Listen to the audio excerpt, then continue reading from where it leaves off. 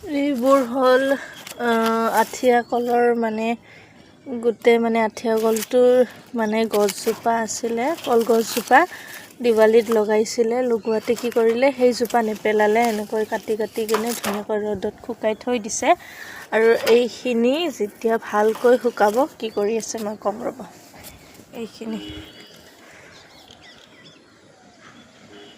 আৰু সেইখিনি মানে কি কৰে মই ক'ম বুলি যে কৈছিলোঁ, সেইখিনি মানে আমাৰ অসমীয়াসকলে গম পাব যে আঠিয়া কলৰ মানে কলগছেৰে কি কৰোঁ।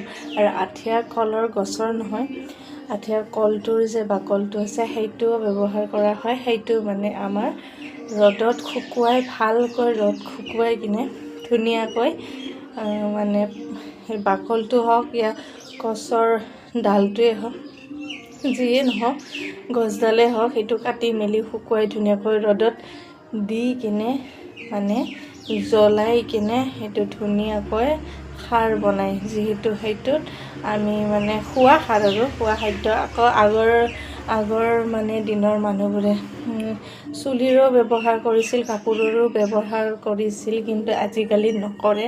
আৰু মই ছাদৰ ওপৰত আছিলোঁ, এতিয়া তলত আহিছোঁ আৰু ভিতৰত বজি আছে টিভিৰ চাউণ্ড, তাৰ কাৰণে মই ইয়াতে ভিডিঅ'টো শ্বুট কৰিব লগা হৈছে, ভিতৰত যাব নোৱাৰোঁ।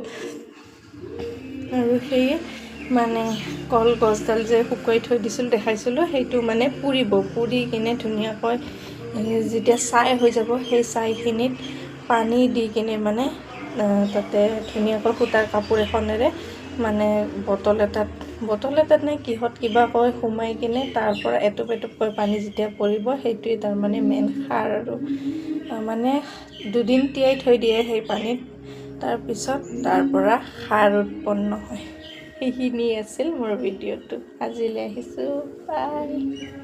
ইমান ধুনীয়াকৈ ক্লিয়াৰ নহয় ভিডিঅ'টো, তাৰ কাৰণে মই আহিছোঁ ছাদৰ ওপৰত। আৰু মানে মই যে কৈছিলোঁ মানে খোৱা খাৰটো মানে চেকি লৈ ধুনীয়াকৈ পানীত মানে ফাৰ্ষ্টত সেইখিনি ধুনীয়াকৈ এদিন ধুনীয়াকৈ মানে পানীত তিয়াই থৈ দিব ছাইখিনি, তাৰপিছত এদিনৰ পিছত চেকিব সেই পানীখিনিয়ে হৈ যায় খাৰ। আৰু সেই পানীখিনি আমি মানে মাছৰ মূৰেৰে খাৰ বনাওঁ, কিবা কিবি ধৰণৰ খাৰ বনাওঁ আৰু পাচলিৰে।